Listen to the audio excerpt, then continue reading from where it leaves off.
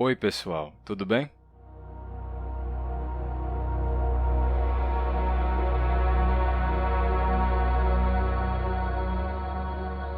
Nós já falamos muitas vezes de línguas filhas do latim, mas hoje vamos falar um pouco de línguas irmãs do latim. Inclusive, vamos fazer uma pequena comparação entre o latim e o falisco, que é uma língua irmã, bem próxima da língua latina. Vocês sabem que o português tem alguns parentes próximos, que são as outras línguas derivadas do latim. Para a gente comparar alguns dos idiomas neolatinos, eu escolhi uma frase em que não houvesse palavras muito discrepantes, como janela em português, que é ventana em espanhol e finestra em italiano. Eu escolhi uma frase que permitisse melhor a comparação dos termos. Mas depois eu faço um vídeo sobre essas palavras que variam de uma língua românica para outra e falo mais sobre isso. Então, comparando algumas das línguas românicas, a gente consegue ver a semelhança. Eu vejo dois peixes que nadam na água do lago. Eu vejo dois peixes que nadam na agua do lago. Eu veo dos peces que nadam en el agua del lago. Eu vejo dos peixes que nadam en el agua del llac. Eu vejo dos peixes que nadam dans l'eau del lac. Je vois deux poissons qui nagent dans l'eau du lac. Eu vejo due pesci che nuotano nell'acqua del lago. Eu vejo dois peixes que nuotam na palaculoi. Em latim, a gente poderia dizer Ego video duos pisces qui natant in aqua lacus. Aí a gente poderia pensar que para por aí, que o latim é o ponto inicial, mas não é. Na verdade, o latim também tinha línguas irmãs, como o falisco, o osco, o úmbrico, ou seja, o tronco das antigas línguas itálicas. Infelizmente, a gente não tem incontáveis textos nessas línguas como os que a gente tem em latim, já que esses idiomas terminaram morrendo com a ascensão da língua latina. Os seus falantes terminaram adotando o latim por livre e espontânea pressão. Mas, felizmente, temos várias inscrições antigas que nos permitem ver como eram essas línguas. Uma que era bem próxima do latim era a língua falisca. Vamos dar uma olhada numa inscrição em falisco do quarto século a.C. e fazer uma comparação com o latim. Bem, vamos lá, vamos dar uma olhada. Eu deixei aqui a imagem. Tá, eu vou deixar aqui no canto direito, né, porque a minha imagem aparece embaixo no canto esquerdo para eu não cobrir. Tá, mas isso daqui é um objeto que foi encontrado na Península Itálica e a gente tem um texto escrito aqui em falisco. Só que, vamos lá, a forma das letras é um pouco diferente da forma que a gente normalmente vê, então pode ser um pouquinho difícil de ler, mas dá para reconhecer. Isso daqui é um O, isso é um I, E, D, certo? Dá para ver. Isso daqui é um F. O F tem uma forma diferente no estilo de escrita deles. E está escrito da direita para a esquerda. Tá? Então, eu vou espelhar a imagem para ficar mais fácil a leitura. Tá? Assim fica da esquerda para a direita, que é como a gente está acostumado. Aí você se pergunta, mas por que está da direita para a esquerda? Bem, é porque antigamente, ainda assim, nessa época, não havia sido padronizado ainda o costume de a gente escrever da esquerda para a direita. Podia ser da esquerda para a direita, da direita para a esquerda, era aleatório. E às vezes, na verdade o comum era que quando você tivesse várias linhas, você ia escrevendo da esquerda para a direita ou da direita para a esquerda, e quando terminasse a linha, então, em vez de você voltar para o começo da linha e continuar escrevendo no mesmo sentido, na verdade você terminava a linha, aí você descia e continuava de lá mesmo, voltando da direita para a esquerda. Aí você desce e vai da esquerda para a direita. Você fica escrevendo assim, um vai e vem, e cada vez que você troca o sentido, então as letras ficam espelhadas. Você vai escrevendo em direção à direita, então as letras estão viradas para a direita. Quando você desce a linha e vai voltando para a esquerda, então as letras estão viradas para a esquerda, e vai fazendo assim. Então, a direção para a qual a letra está olhando, por assim dizer, indicava a você em que sentido você tem que fazer a leitura. Na imagem original aqui, você vai ver que o E está virado para a esquerda. Né? Tem algumas letras que ficam iguais em qualquer sentido, mas o E está virado para a esquerda, o D está virado para a esquerda, esse N está virado para a esquerda, então você sabe que tem que ler aqui nesse sentido. Aí, se eu espelhar, agora está virado para a direita, né? Poderia ter sido feito assim, esse objeto, sabe? Poderia ter sido, mas não foi. Mas agora aqui ele está espelhado, né? Então, o que temos aqui é um foied, foied, wino, pipafo, certo? Isso aqui é um P, pipafo. Cra, certo? C-R-A, cra, carefo, tá? É isso que está escrito. Foied, wino, pipafo, cra, carefo. E o que isso quer dizer? Bem, foied, eu vou mostrar a imagem em latim, certo? Aqui, o que vocês estão vendo acima é o texto em falisco. Foied, wino, pipafo, cra, carefo. E abaixo, vocês podem ver a mesma coisa, só que em latim clássico. Hodie vinum bibam, cras carebo. Vamos lá, vamos traduzir. Então, esse foied, que é hodie em latim, é hoje. Vino, vinum, é o vinho. Pipafo, ou bibam, é do verbo beber, significa beberei. Então, hoje, vinho beberei. Cra, em falisco, e cras, em latim, é amanhã. E carefo, ou carebo, significa como carecerei, ou seja, não terei. Eu vou carecer disso, eu não vou ter isso. Então, hoje, o vinho beberei. Amanhã, carecerei. Amanhã, eu não terei. Então, vou beber hoje, porque amanhã eu não vou ter mais esse vinho. Aqui vocês podem ver como é interessante, porque se vocês olham para o latim ao lado do falisco, vocês veem, é a sensação que dá quando você compara português com espanhol, com italiano, com línguas românicas de forma geral. Você vê a semelhança, você percebe que são línguas irmãs, mas você vê que são línguas diferentes, você vê que existem diferenças aí. Então, é a mesma sensação que a gente tem quando compara o latim com o falisco, com o osco, o úmbrico, as línguas ali da família do latim, da Península Itálica, né? Dessas todas, somente o latim sobreviveu e o latim depois foi mudando com o passar do tempo e ele se transformou nas línguas românicas. As nossas línguas que nós falamos hoje, português, espanhol, italiano, francês, etc., são o latim, só que são o latim mudado pelo tempo. Então, o latim não morreu realmente, ele só mudou. Quando a gente chama o latim de língua morta, a gente está se referindo a um estágio específico da língua latina. A língua latina, como ela era ali no período clássico, que serviu de base para a padronização da língua, aquele estágio da língua ficou para trás. Aquilo ali está morto. Mas a língua latina em si nunca morreu. Ela só foi mudando e deu origem às línguas modernas que a gente chama de português, espanhol, italiano, mas são simplesmente versões atuais, versões modernas do latim. Elas são versões modificadas pelo tempo. Bem, e dá para ver até umas diferenças aqui entre o falisco e o latim. Eu vou só comentar algumas.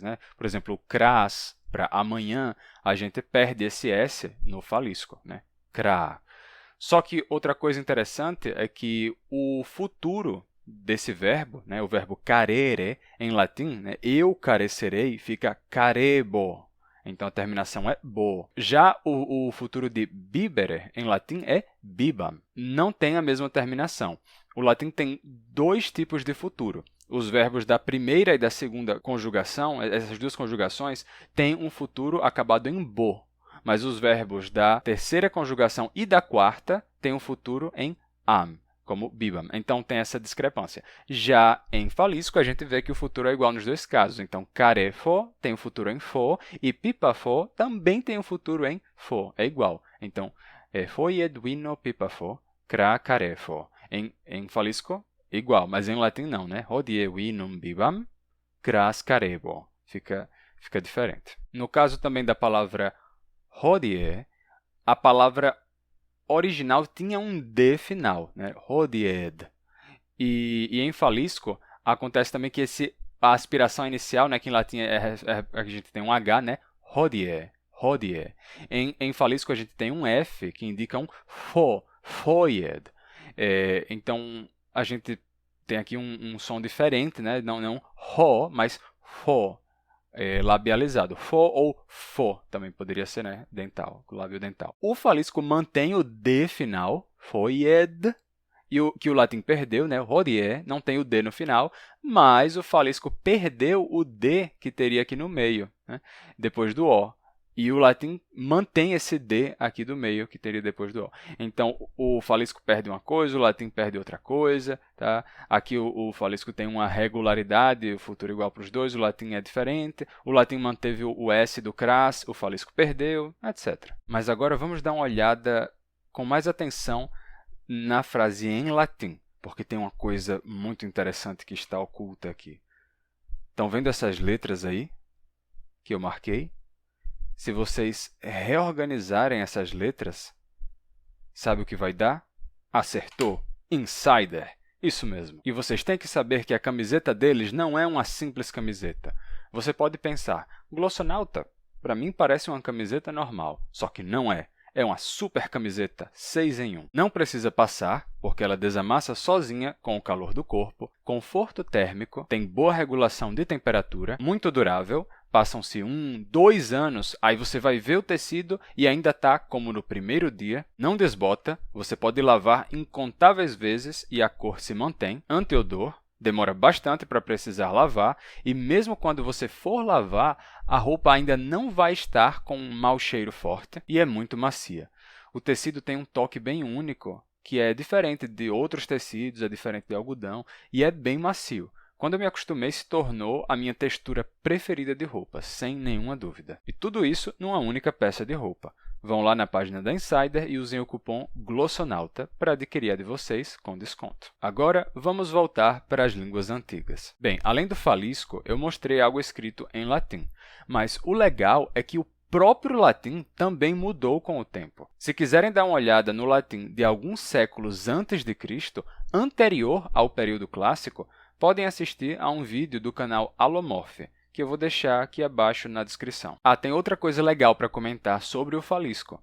Na inscrição que eu mostrei aqui no vídeo não aparece, mas em outras é possível ver que o falisco conserva o som de qu, que também existe em latim. Uma palavra como quando, em falisco, é quando mesmo. Sendo que, por outro lado, esse som de qu se tornou p em línguas sabélicas, como o úmbrico ou úmbrio, em que quando se dizia panno, ou seja, o som qua se tornou pá.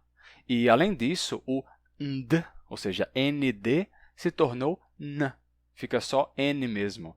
E o o final se tornou u. Sendo assim, quando fica panno. Curiosamente, tirando a transformação de qua em pá, o resto é bem parecido com uma coisa que acontece no falar de muitas pessoas no Brasil hoje em dia, em que algo como falando se pronuncia falando. E não é influência do úmbrico no Brasil. Essa língua já tinha morrido antes mesmo de o português se formar. Essa foi uma variação que surgiu por aqui mesmo, só coincide com a do úmbrico. Bem, e sobre o qua? Como é que ele se torna pá? Bem, se vocês prestarem atenção, o som qua é labial, porque você tem que fazer assim com os lábios.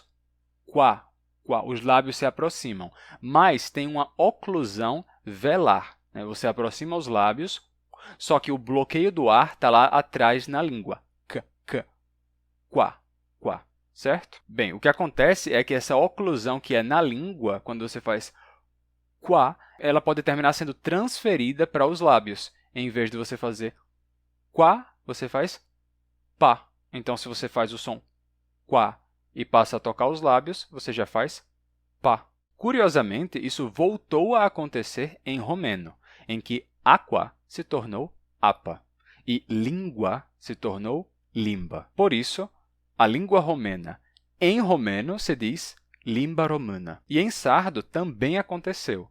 A língua sarda em sardo se diz salimba sarda. Ou seja, qua se torna pá e gua se torna ba. O mesmo fenômeno em úmbrico, sardo e romeno, mas sem influência de uma nas outras.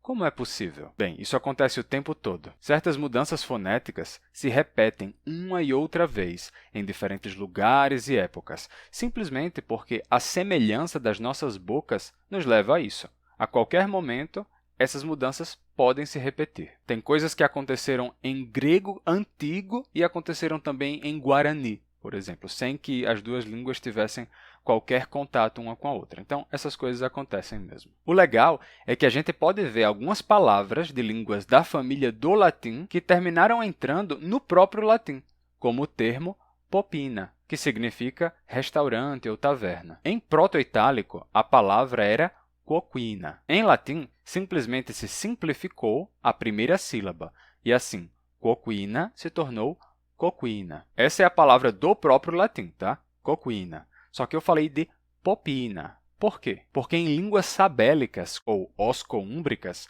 a gente tem a transformação de qua em p. Por isso, coquina se tornou popina nessas línguas. Aí, em latim, se adotou a forma popina para falar de um restaurante ou taverna, que são locais onde se prepara comida mesmo. Enquanto a forma nativa da palavra, do próprio latim, coquina, significava cozinha. Tanto o local em si, a cozinha, quanto também a arte da cozinha, a arte de cozinhar. Assim, o latim ficou com duas versões da mesma palavra. A forma latina mesmo, coquina, para fazer referência à cozinha, e a forma osco-úmbrica, popina, como um empréstimo léxico da sua língua irmã. E a palavra coquina é a que nos deu cozinha em português. A evolução foi a seguinte. Coquina, primeiro esse qui se simplifica para qui, então coquina se torna coquina. Depois o som do qui vai sofrer palatalização, que é algo que eu falei no meu vídeo anterior sobre o oito no Nordeste, né? Então, o qui vai mudar porque o i é uma vogal palatal, né? A língua está aqui em cima, i, então vai puxar o som do k, do ki, para a ponta da língua. Então, ki vai fazer ki, chi, chi, ti, ti, ti, ti, ti, ti, ti, ti, até ficar tsi, a gente teria cotina. Aí, a partir daí, a gente tem uma sonorização, cotina, como o tse está entre vogais, termina pegando a sonorização das vogais, né? Cotina, codzina, codzina, e a gente passa a ter codzina. Aí depois, esse N entre vogais de codzina se relaxa, deixando uma nasalidade sobre a vogal precedente. Codzina se torna codzinha, e a partir de codzinha, duas coisas acontecem. O inha, o som de i, nasal inha, por ser o i uma vogal palatal, e nesse caso estar nasalizado, ele termina gerando uma consoante palatal nasal, então codzinha gera codzinha, que é o NH, e o Z se simplifica em Z, então fica cozinha. E daí a gente tem cozinha em português, de coquina. Já o termo popina, que os romanos usavam para falar de um restaurante ou uma taverna, esse terminou caindo em desuso e não chegou até nós. Mas bem, como vocês podem ver, da mesma forma que o português tem as suas línguas irmãs, que surgiram porque o latim foi se modificando de diferentes maneiras em diferentes lugares, o latim também tem as suas línguas irmãs, derivadas do proto-itálico. Acontece que o proto-itálico também tem as suas línguas irmãs, derivadas do proto-indo-europeu, como as línguas célticas, germânicas, helênicas, eslávicas, indo-áricas e outras mais. Mas isso fica para algum vídeo futuro. Se tiverem gostado, cliquem em gostei, inscrevam-se no canal e compartilhem o vídeo com outras pessoas que poderiam gostar. Lembrem-se também de passar na página da Insider e usar o cupom GLOSSONAUTA. Até mais, pessoal! A gente se vê no próximo vídeo.